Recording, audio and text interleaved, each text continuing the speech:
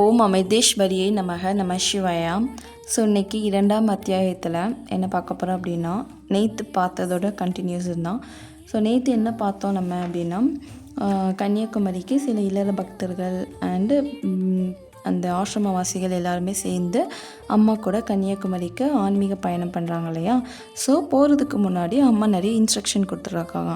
என்னெல்லாம் கொடுக்குறாங்க அப்படின்னா, இப்போ ஒரு இடத்துக்கு போகிறோம், நீங்கள் போகிறது ஆன்மீக பயணம், உல்லாச பயணம், இன்ப பயணம் கிடையாது.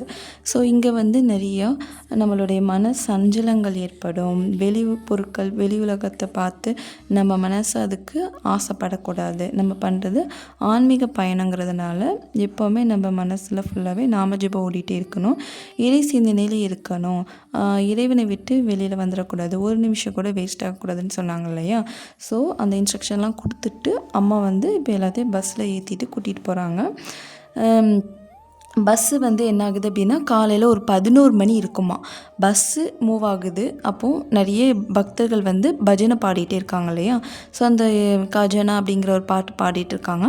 ரொம்ப சந்தோஷமாக உற்சாகமாக அம்மாவோட சேர்ந்து பயணிக்கும்போது ரொம்ப ஆனந்தத்தில் பக்தர்கள் பஜனை பாடி அந்த இன்பத்தில் இருக்காங்க. அப்போ அம்மாவுடைய உபதேசங்கள் பக்தர்கள் மனசில் சில டைம் ஒலிக்குது. அப்போது ஒரு சிறந்த புனித பயணத்துக்கான சிறிய மனநிலையும் அதை கடைபிடிக்கும் வலிமை ஆழமாக பதிந்து விட்டது போல் இருந்தது அந்த பக்தர்களுக்கெல்லாம். ஸோ அப்புறம் அம்மா என்ன சொல்கிறாங்கன்னு பார்க்கலாம். பெரும்பாலானவர்களுக்கு உல்லாச பயணம் என்பது தங்களுடைய அன்றாட வாழ்க்கையில் ஏற்படும் மன சலிப்பையும் சோர்வையும் போக்குவதற்கான நேரமாகவும், உடம்பிற்கும் மனதிற்கும் உல்லாசம் தரும் இன்பங்களை முடிந்தளவு அனுபவிப்பதற்குரிய ஒரு வாய்ப்பாகவும் அமைகிறது. அப்போது மக்கள் தங்களுக்கு விருப்பமானதை உண்டு குடித்து தங்கள் மனம் விரும்பும் காரியங்களை செய்து மகிழ்ச்சியாக இருக்க முயலுவார்கள். தங்களுடைய கவலைகள், சிக்கல்கள், வேதனைகள் அனைத்தையும் அந்த நேரத்தில் மறந்துவிட விரும்புவார்கள். இதற்கு பொருட்களின் உதவியை நாடுவார்கள். அந்த பொருட்கள் அவர்களுக்கு சந்தோஷம் தரும் என்று நம்புவார்கள். ஆம், இவற்றின் மூலம் அவர்கள் தங்கள் கவலைகளையும் வேதனைகளையும் கொஞ்ச நேரத்திற்கு மறந்து போவார்கள். ஆனால் பயணம் முடிந்து வீடு திரும்பி பழைய வேலைகளில் ஈடுபட்டதும் முன்போலவே துன்பத்திலும் துயரத்திலும் சிக்கி வேதனைப்படுவார்கள்.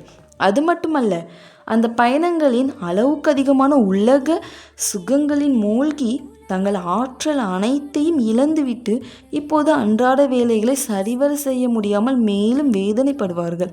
மீள முடியாது இந்த சுழற்சியில் சிக்கிக்கொண்டு முன்னை விட நிலைமை மோசமாகி அழிவை நோக்கி வேகமாக செல்வார்கள். ஸோ இதுவரைக்கும் என்ன சொல்கிறாங்கன்னு பார்க்கலாம். அம்மா இந்த பயணத்தை பற்றி கொஞ்சம் எக்ஸ்பிளைன் பண்ணுறாங்க. நார்மலாக நம்ம இப்போ உலக வாழ்க்கையில் இருந்துகிட்ருப்போம், அம்மாவை பார்க்குறதுக்கு முன்னாடி வரைக்கும். ஸோ ஆன்மீகம்னா என்னன்னே தெரியாது. நானும் அப்படி தான்ப்பா இருந்தேன். ஆன்மீகம்னா என்னன்னே தெரியாது. ஏதோ கோவிலுக்கு போவோம், சாமி கும்பிடுவோம், அதோட அவ்வளோதான். அம்மா வந்ததுக்கப்புறம் நான் வாழ்கிற வாழ்க்கையை வேஸ்ட், இவ்வளோ நாள் வாழ்ந்தேனா வேஸ்ட், ஏன் வாழ்ந்தேன் அப்படிங்கிற ஒரு ஃபீலிங் வந்துருச்சு. ஸோ அம்மா கிட்ட எப்போ தீட்சை வாங்கினேன், அம்மா என் லைஃப்பில் வந்துட்டாங்களா, அப்புறமே இது வரைக்கும் வாழ்ந்த வாழ்க்கை தேவையில்லாத வாழ்க்கை, இனிமேல் வாழ்கிற வாழ்க்கை உண்மையான வாழ்க்கை, இறைவனை நாடுகின்ற வாழ்க்கைங்கிறது என்னால் உணர முடிந்தது, நம்ப முடிந்தது. அப்போது இது வரைக்கும் வாழ்ந்த வாழ்க்கையில் நான் நிறையா முன்னாடிலாம் என்ன பண்ணுவேன், ஃபேமிலியோட இல்லை ஃப்ரெண்ட்ஸோட அப்படியே எங்கேயாச்சும் வெளியில் போகும்போதுலாம் நல்லா ஜாலியாக என்ஜாய் பண்ணிவிட்டு நல்ல உலக சுகங்கள்லாம் ரொம்ப மூழ்கி அந்த தேவையில்லாமல் பொருட்களுக்கெல்லாம் ஆசைப்பட்டு ரொம்ப சாப்பிட்டு, எப்படி சொல்கிறது, நம்ம நாக்குக்கு ருசியாக தானே சாப்பிடுவோம் இல்லையா. ஸோ எப்போ அம்மா வந்தாங்க அப்படின்னா, அதுக்கப்புறம் அப்பா போதும்ப்பா சாமி, உலக வாழ்க்கையா, இது வரைக்கும் வாழ்ந்த வாழ்க்கை நான் வேஸ்ட் பண்ணிட்டேனே, இனிமேலாட்டும் ஒழுங்காக வாழணும் அப்படின்னு சொல்லிட்டு சாப்பிட்றதுலேருந்து, ஒரு பொருள் வாங்குறதுலேருந்து, ஒருத்தவங்க கிட்ட பேசுகிறதுலேருந்து ரொம்ப கவனமாக இருக்கிறேன். ஏன்னா விழிப்புணர்வோடு அம்மா இருக்க சொல்லுவாங்க இல்லையா. ஸோ அந்த கவனம் எனக்கு அதிகமாகவே வந்திருக்குன்னு சொல்லலாம். இல்லை அம்மா கொடுத்த பிச்சை தான் இது வந்ததுனால தான் அம்மாவை நோக்கி அம்மா அதுக்கு அடுத்த கட்டம் ஆன்மீகத்தில் அடுத்தடுத்த நிலைக்கு உயர்த்துவாங்க இல்லையா. ஸோ அம்மாவோட அருளால் அடுத்த நிலைக்கு நாங்கள் உயர்ந்துட்டுருக்கோம் எல்லாருமே சேர்ந்து. ஸோ இப்போ இதில் என்ன சொல்கிறாங்க அம்மா, நீ உலக வாழ்க்கையில் வாழ்ந்துட்டுருக்கிறவங்க என்ன பண்ணுவாங்க, நார்மலாக ட்ராவல் பண்ணும்போது ஒரு சந்தோஷமான ஒரு இடத்துக்கு போகிறாங்க. நல்லா அந்த உல்லாச பயணத்தை அனுபவிச்சுட்டு அந்த பொருட்கள் எல்லாம் சிக்கிக்கிட்டு அந்த ஆடம்பர செலவுகள் எல்லாம் பண்ணுவாங்க இல்லையா?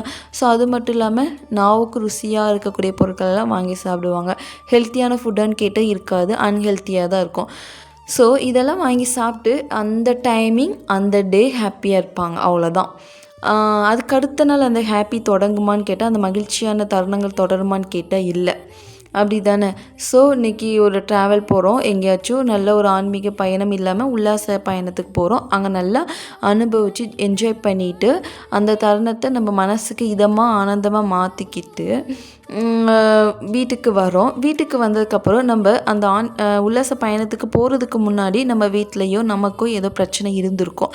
ஸோ இதை தீர்க்கறதுக்கு தான் நம்ம அந்த கொஞ்சம் மனசு ரிலாக்ஸாக இருக்கிறதுக்கு தான் சில பேர் சொல்லுவாங்க, கொஞ்சம் ஹாப்பியாக ரிலாக்ஸ் பண்ணிவிட்டு வாங்கலாம், அவ்வளோதான், இப்போ என்ஜாய் பண்ணாமல் எப்போ என்ஜாய் பண்ண போகிறீங்க அப்படி இப்படின்னு சொல்லி யூஸ் பேத்தியே நிறைய பேர்த்த சீரழிக்கிறதுக்கு நிறைய பேர் இருக்காங்க.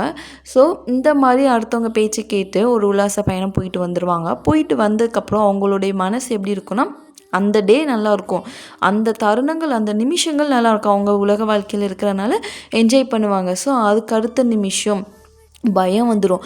ஆஃபீஸ்க்கு நாளைக்கு போகணுமே, ஆஃபீஸில் இன்றைக்கி இந்த மீட்டிங் அட்டென்ட் பண்ணுமே, அவருக்கு என்ன பதில் சொல்கிறது, நாளைக்கு வீட்டில் இந்த மாதிரி ஒரு இது இருக்கே, என்ன பண்ண, நமக்கு வேறு இந்த ஒரு உடம்புல பிரச்சனை இருக்கே அப்படின்னு சொல்லிட்டு வீட்டுக்கு வந்ததுக்கப்புறம் அந்த பழைய எண்ணங்கள், நினைவுகள், சூழ்நிலைகள் தான் உருவாகும் நம்ம மனசில், இல்லையா? ஸோ இது ஒரு ஆன்மீகத்தில் இருக்கிறவங்க ஆன்மீக பயணம் மேற்கொள்கிறாங்க அப்படின்னா அவங்களுக்கு எல்லாமே மாயேன்னு தெரிஞ்சு அவங்க வந்து எதுலையுமே அட்டாச் ஆகிருக்க மாட்டாங்க. அப்பாடா, இதெல்லாம் என்ன ஃபீல் ஆகும் அப்படின்னா, இதெல்லாம் ஒன்றுமே இல்லை, தூக்கி தூர போடு, இதை விடவா, என் குருவை விடவா இதெல்லாம் பெருசாக வந்துட போது, என்னோடய கடவுளை விடவா இது பெருசு அப்படிங்கிற ஒரு மைண்ட் செட் ஒவ்வொரு இதுலேயும் வந்துடும். ஏன்னா எல்லாமே மாயை இல்லையா? எதுவுமே இன்பம் தரக்கூடியது இல்லை. இறைவன்கிட்ட இருக்கிற இன்பத்தை விட இந்த உலகத்தில் எந்த இன்பம் கிடையாது. ஸோ இறைவன்கிட்ட அனுபவிக்க வேண்டிய அந்த ருசி சுவையை நம்ம வந்து எப்போவுமே அனுபவிச்சிட்ருக்கணும் நம்ம சொல்கிறாங்க. அது போக நம்ம உலக காரியங்களில் ஈடுபட்டு இப்போ ட்ராவல் பண்ணுறோம், நிறையா வெளியே உள்ள பொருட்கள், இன்பம் தரக்கூடிய நிகழ்வுகள் எல்லாம் அனுபவிச்சுட்டு நம்ம இது பண்ணால் ஆன்மீகத்தில் வர்றது ரொம்ப கஷ்டம். ஸோ அதான் அம்மா சொல்கிறாங்க. இந்த பயணமும் ஒரு உல்லாச பயணம் போன்றதே. இது ஒரு சத்குருவின் ஆத்ம அனுபூதி பெற்ற தலைமையில் நடைபெற்ற ஆன்மீக உல்லாச பயணம். புண்ணிய ஸ்தலத்தை பயணத்துக்காக தேர்ந்தெடுக்க வேண்டும் என்று அவசியமில்லை. ஒரு மகாத்மா ஆன்மீக அலைகளை தான் எங்கிருந்தாலும் தன்னை சுற்றி பரப்பிக்கொண்டே இருப்பார். அது எந்த இடமாக இருந்தாலும் அவரை சுற்றி இருப்பவர்கள் அதில் மூழ்கியபடியே இருப்பார்கள். இந்த உல்லாச பயணத்தில் இறைவனின் நாமம்தான் உணவு. சாதாரணமான உல்லாச பயணத்தில் மக்கள் வெளிப்பொருட்களின் மகிழ்ச்சியை அனுபவிப்பார்கள். வெளிப்பொருட்களை தங்களது மகிழ்ச்சிக்கும் மன திருப்திக்கும் பயன்படுத்தி தங்களுக்குள் இருக்கும் ஆக்க சக்தியை அனைத்தையும் வற்ற வைத்து கொள்வார்கள். ஆனால் ஆன்மீகத்தை நாடுபவர்களோ எல்லா மகிழ்ச்சிகளுக்கும் ஆதாரமான தங்கள் சொந்த ஆத்மாவிலிருந்து தங்களுக்கு வேண்டிய சக்தி அனைத்தையும் காப்பாற்றி புது தெம்போடு விளங்குவார்கள். சாதாரண மக்கள் உலக சுகங்களில் பிடியில் சிக்கி கீழே விழுந்து ஒரு பயனற்ற வாழ்க்கை வாழ்ந்து தங்கள் வாழ்க்கையை முடித்து கொள்கிறார்கள். ஆனால் ஆன்மீக சாதகர்கள் வாழ்வில் உயரும் வாய்ப்பை பெற்றுள்ளார்கள். அவர்கள் அழியாத அமரத்துவ நிலைக்கு சென்று பரமானந்தத்தை அனுபவிக்கிறார்கள். ஸோ அம்மா இதில் என்ன சொல்கிறாங்க அப்படின்னா, ஒரு உல்லாச பயணம் போல தான் இந்த பயணமும். அதனால் ஒரு ஆத்ம அனுபூதி பெற்ற ஒரு மகான் தலைமையிலே இது நடக்கணும். ஒரு ஆத்ம அனுபூதி பெற்ற மகான் இந்த உல்லாச பயணம்ங்கிற ஆன்மீக பயணத்தை மேற்கொள்கிறது சரியா அப்படிங்கிற மாதிரி கேட்குறாங்க. அப்போது ஒரு மகான் தான் எங்கே இருந்தாலும் தன்னுடைய ஆன்மீக அலைகளை பரப்பிக்கிட்டே இருப்பாங்களாம். ஸோ அப்போ அவங்கள சுற்றி இருக்கிறவங்களும் அதில் மூழ்கிக்கிட்டே இருப்பாங்க. அதனால் இது ஒரு உல்லாச பயணத்தில் இருக்கிறவங்க என்ன பண்ணுவாங்க அப்படின்னா, அவங்க எங்கே போனாலும் எதுனாலும் வாங்கி சாப்பிடுவாங்க. அந்த வெளி பொருட்கள் மீது அவங்களுடைய கவனம் அதிகமாக இருக்கும். ஆனால் ஆன்மீக பயணத்தில் இருக்கிறவங்க என்ன பண்ணுவாங்க அப்படின்னா, இறைவனுடைய நாமமே உணவு. அவங்களுக்கு வேறு எதுலேயுமே திருப்தியே இருக்காது. ஆன்மீக பயணத்தில் இருக்கிறவங்க எப்போவுமே இறை சிந்தனையில் இருக்கிறதுனால அவங்க வெளிப்பொருட்களுக்கு இம்பார்ட்டன்ட் கொடுக்க மாட்டாங்க. அவங்களுக்கு உண்மை எதுன்னு தெரிஞ்சிட்டு இல்லையா? இது நார்மலான சாதாரண மக்கள் என்ன பண்ணுறாங்க, அவங்களுக்கு உண்மை எதுன்னு தெரியலை அப்படிங்கிறதுனால எது நல்லது எது கெட்டதுங்கிறது யூகிக்க முடியாதனால அவங்க வந்து நிறைய சிக்கிக்கிறாங்க. நிறைய விஷயங்களை போய் சிக்கி மாட்டிக்கிறாங்க. அதுலேருந்து வெளியே வரவே முடியாமல் தவிக்கிறாங்க. ஸோ இதுதான் அம்மா வந்து உண்மை நிலையை அறிந்து செயல்படணும்னு நம்ம சொல்கிறாங்க. அதனால் ஆன்மீகத்தில் இருக்கிறவங்க ஒரு அழியாத அமரத்துவ நிலைக்கு செஞ்சு பரமானதத்தையும் அனுபவிக்கிறாங்களாம் எப்பொழுதுமே. அப்போ பார்த்துக்கோங்க, உலக வாழ்க்கையில் இருக்கிறவங்களுக்கும் ஆன்மீகத்தில் இருக்கிறவங்களுக்கும் டிஃப்ரென்ஸு. ஸோ உலகத்தில் இருக்கிறவங்க எப்போவுமே வெளிப்பொருட்கள் சார்ந்திருக்காங்க. ஆன்மீகத்தில் இருக்கிறவங்க எப்போவுமே ஆத்மார்த்தமாக பயணிக்கிறாங்க. அவங்க எப்போவுமே அந்த ஆன்மா ரிலேட்டடாக பயணிக்கும்போது அவங்களுக்கு இன்பம் வந்து சொல்ல முடியாது, அதை உணர தான் முடியும். அதை எப்போவுமே ருசிச்சுட்டே இருக்கிறாங்க ஆன்மீக சுவையை. அதாவது நம்ம வாழ்க்கையில் 2 உல்லாச பயணத்துக்கு போகலான்னு சொல்கிறாங்க. ஒன்று என்னதுன்னா, அழகாக இருக்கும், கவர்ச்சிகரமாக இருக்கும், நம்மளுடைய கண்ணுக்கு புலன் இன்பங்களுக்கு ரொம்ப இன்பத்தை அளிக்கக்கூடியதாக இருக்கும். இது வந்து ரொம்ப வெளி உலகத்தை அனுபவிக்கக்கூடியதாக இருக்கும். ஸோ இது வந்து கடைசியில் ஒரு மனக்குழப்பத்தை மட்டுமே தரும். சரிங்களா? இது ஒரு உல்லாச பயணம். இன்னொன்று என்னது அப்படின்னா, அது ரொம்ப கவர்ச்சிகரமாலாம் தெரியாது. வெளியில் அந்தளவுக்கு எதுவும் பார்த்தாலும் அழகாலாம் தெரியாது. நமக்குள்ளே அது ஒரு பேரானந்தத்தை அமைதியும் கொடுக்கக்கூடியதானா இறுதியில். ஆனால் இந்த 2க்கும் எது வேண்டுமானாலும் நம்ம எதை எடுத்துக்கலாம். நமக்கு எது பிடிக்கோ அதை எடுத்துக்கலாம். சரிங்களா? ஸோ ஆனால் சாதாரண மக்களும் ஆன்மீகவாதிகளும் இன்பத்தை தான் தேடுறாங்க. கரெக்டுங்களா? ஒரு ஆன்மீகவாதியும் இன்பத்தை தான் தேடுறாங்க. சாதாரண உலக வாழ்க்கையில் வாழ்கிற மக்களும் இன்பத்தை தான் தேடுறாங்க. ஆனால் எந்த விதமான இன்பத்தை தேடுறாங்க? தற்காலிகமான இன்பத்தை தேடுறாங்களா, இல்லைன்னா நிரந்தர இன்பத்தை தேடுறாங்களாங்கிற பார்க்கணும். ஸோ சாதாரண மக்கள் வந்து தற்காலிகமான சுகத்தை தான் தேடுறாங்க. ஆனால் இது வந்து ஒரு தீராத ஒரு துன்பத்தை கொடுக்கும். ஸ்டார்டிங்கில் இது வந்து எப்படி இருக்குன்னா, ரொம்ப ருசிக்கும், இனிக்கும். ஏன்னா ஸ்டார்டிங்கில் உலக வாழ்க்கையில் தெரிகிறது எல்லாமே, கண்ணுக்கு தெரிகிறது எல்லாமே குளிர்ச்சியாக இருக்கும். போக போக அடித்து துவைச்சி எடுக்கும் அந்த சாறு எல்லாமே. ஸோ இது வந்து உலக வாழ்க்கை. இன்னொன்று ஆன்மீகத்துக்கு போனோம் அப்படின்னா, ஃபஸ்ட்டு அடித்து சக்கை பிழிஞ்சு எடுத்துருவாங்க குருலாம் கிடச்சிட்டாங்க அப்படின்னா. ஸோ குரு கிடச்சி ஃபஸ்ட்டு கொஞ்சுவாங்க. அப்புறம் ரியாலிட்டிக்காக என்ன நீ புரிஞ்சுக்கணும்னு சொல்லிட்டு நம்மளுடைய ஆன்மாவை உணர வைப்பாங்க. அப்போ சக்கை புளிகிற வரைக்கும் நம்ம அந்த ஸ்டேஜுக்கு கூட போகலாம். அதுக்குன்னு யார் பயந்துடாதீங்க. ஸோ நம்மளுடைய நல்லதுக்கு தான் அந்த மாதிரி பண்ணுறாங்க. ஏன்னா நம்மளுடைய ஆத்மா அது உணரணும். கரெக்டாக? நம்ம இது கற்றுக்கிறதுக்கு தான் வந்திருக்கோம் அந்த பூமிக்கு. ஸோ நம்ம எல்லாமே ரியலாக அனுபவிக்கணும். அனுபவிச்சிட்டோம் அப்படின்னா வாடி தங்கமே அப்படின்னு சொல்லி தூக்கி கொஞ்சிப்பாங்க. எப்போவுமே நம்மளுக்கு அது வந்து போகாது. நம்ம எப்போவுமே ஒரு பேரானந்த ருசி அனுபவிப்போம். பேரானந்த நிலைனா அதெல்லாம் எக்ஸ்பிளைன் பண்ண முடியாதுங்க. ஏன்னா அதெல்லாம் உணர்ந்தால் தான் அது முடியும். நம்ம வந்து சொல்லிக்கலாம், நம்மளோட அறிவுக்கு ஏற்ற மாதிரி பேரானந்த நிலை, பரமானந்த நிலை, ரொம்ப மகிழ்ச்சி, ரொம்ப ஆனந்தம்னு சொல்லிக்கலாம் ஆன்மீகத்தில். ஆனால் அதெல்லாம் வந்து இறைவனோட மூழ்க அனுபவிச்சாதான் அதோடைய ருசியை வந்து அனுபவிச்சவங்க கிட்ட கேட்டு தெரிஞ்சுக்கலாம். பட் அவங்களாலையும் விவரிக்க முடியுமான்னு தெரியலை. அது உணரதான் முடியும் அப்படின்னு சொல்கிறாங்க. ஓகேவா? ஸோ இப்படியே போயிட்டுருக்காங்க. அதனால் இப்போ உங்களுக்கு தெரிஞ்சிருக்கும் டிஃப்ரென்ஸ் எப்படின்ட்டு. ஆன்மீக வாழ்க்கையில் இருக்கிறவங்களுக்கும் உலக வாழ்க்கையில் இருக்கிறவங்களுக்கும் என்ன டிஃப்ரென்ஸு? ஆன்மீகத்தில் இருக்கிறவங்க வெளியோட்டமாக இருப்பாங்க, மேலோட்டமாக இருப்பாங்க, புலன் இன்பங்களுக்கு முக்கியத்துவம் கொடுப்பாங்க, உலக பொருட்களுக்கு ஆசைப்படுவாங்க, பற்று வைப்பாங்க. ஸோ நம்ம வந்து இதெல்லாம் நான் இப்போ சொல்கிறது எல்லாமே வந்து உலக வாழ்க்கை. இனிமேல் இப்போ சொல்கிறது ஆன்மீக வாழ்க்கை. இவங்க எப்படி இருப்பாங்க ஆன்மீக வாழ்க்கைன்னா, இவங்க வந்து உண்மையை தேடுவாங்க. இது என்ன, இது பண்ண என்ன பண்ணும், எப்போவுமே சுயநலமால திங்க் பண்ணவே மாட்டாங்க. எப்போவுமே அவங்க மைண்டு ப்ராடடாக இருக்கும். ஸோ இவங்க எல்லாருமே ஆன்மீகத்தை சார்ந்தவங்க, ஆன்மீக நாட்டம் கொண்டவங்க. இவங்க எப்போவுமே பரமானந்த பேரானந்த நிலையை அனுபவிச்சுட்டே இருப்பாங்க அப்படின்னு சொல்கிறாங்க. சரிங்களா?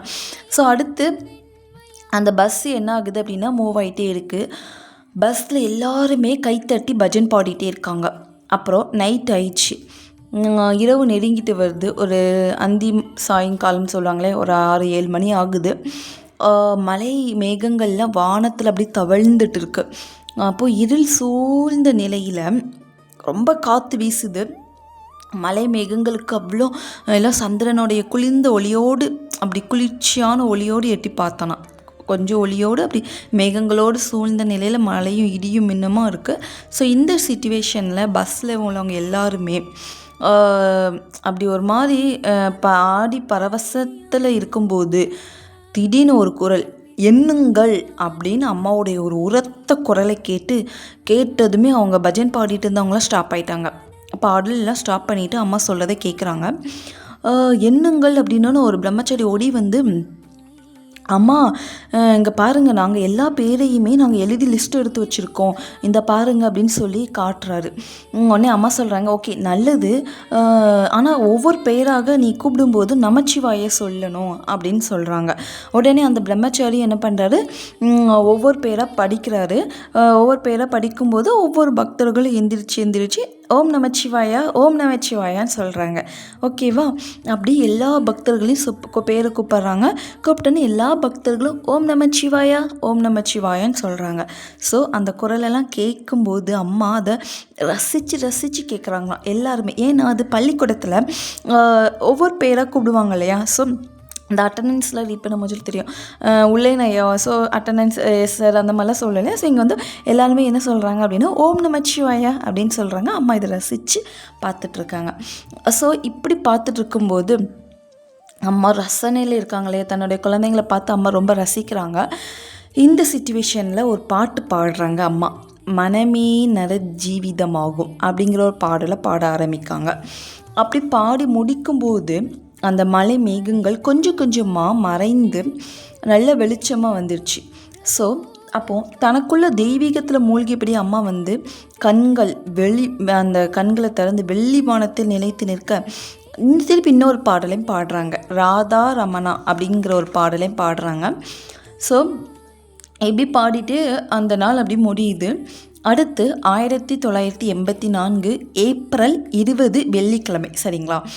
ஸோ அடுத்த நாள் காலையில் ஒரு 5 மணிக்கு அம்மாவும் பக்தர்கள் எல்லாமே கன்னியாகுமரி ரீச் ஆகிட்டாங்க.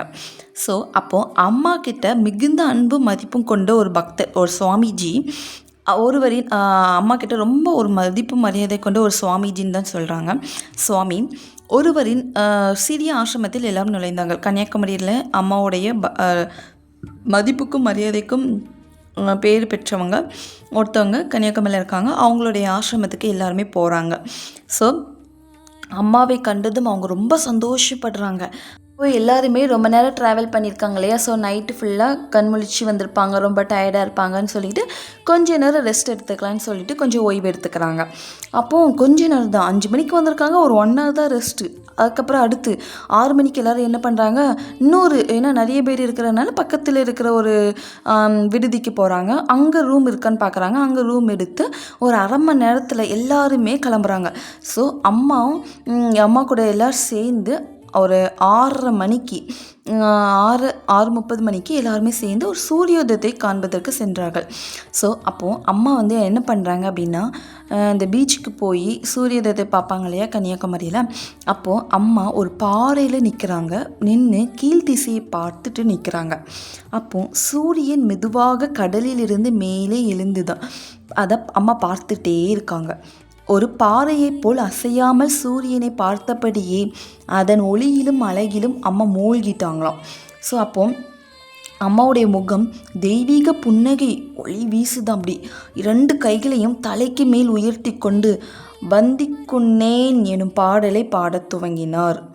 ஸோ இந்த பாட்டு முடிக்கையும் அம்மா வந்து அந்த பாட்டு பாடிட்டே பக்தர்களும் சேர்ந்து பாடி முடிக்கையும் ஒவ்வொருவரும் அந்த ஒரு அழியாத ஒரு பிரம்மத்தின் ஒளியில் மூழ்கி குளிச்சிட்டாங்கன்னே சொல்கிறாங்களாம். அந்த ஒளியில் மூழ்கி திளைத்த உணர்வோடு எல்லாருமே அந்த பிரம்மத்தில் மூழ்கி இருப்பாங்களே, ஸோ அந்த உணர்வோடு எல்லாருமே அவங்கவுங்க ரூமுக்கு போகிறாங்க, அவங்க அறைக்கு சென்றாங்க. அப்புறம் ஒவ்வொருவரும் கடற்பரப்பின் சூரியன் எழுந்த அளவற்ற அழகிய காட்சியும் கடற்கரையும் மோதிக்கொண்டிருந்த அலைகளின் இதமான ஓசையும் தனது சாநித்தியத்திலும் பாடலாலும் அம்மா எழுப்பிய தெய்வீக உணர்வுகளையும் திரும்ப திரும்ப நினைத்து பார்த்தபடியே இருந்தார்கள். அப்போது எப்படி நினச்சி பாருங்கள், அந்த நிமிஷம் நம்ம அங்கே அந்த செகண்ட் நம்மளும் அங்கே இருக்கிற மாதிரி இமேஜின் பண்ணிக்கலாம். ஸோ சூரியன் உதயமாகுது, அம்மா ஒரு பாறையில் நிற்கிறாங்க. அம்மா அந்த சூரியனை பார்த்து தன்னுடைய 2 கைகளையும் மேலே தூக்கி அப்படி ஒளி வீச உணர்வோடு அப்படி ஒரு பாடலை பாடுறாங்க. அதை ஒவ்வொரு பக்தர்களும் அதை நினச்சி பார்க்குறாங்க. அம்மா இப்படி பண்ணாங்க, இந்த மாதிரிலாம் நம்ம பரமானந்த நிலையில் அந்த ஒளியில் நம்ம மூழ்கி இருந்தோம்னு சொல்லிட்டு ஒவ்வொரு பக்தர்களும் அதை நினைவூட்டிகிட்டே இருந்தாங்க. ஸோ அதை திரும்ப திரும்ப நினைத்து பார்த்தபடியே இருந்தார்கள். கடலின் அழகும் அதன் கவர்ச்சியும் என்னதான் முயன்றாலும் எந்த வார்த்தைகளை பயன்படுத்தினாலும் முழுமையாக வெளிப்படுத்த முடியாததாக இருந்தது. ஸோ இதோட இந்த டாபிக் முடியுது. நாளைக்கு அடுத்த டாபிக் பார்க்கலாம். ஓம் அமிர்தேஸ்வரியை நமக. நம சிவாயா.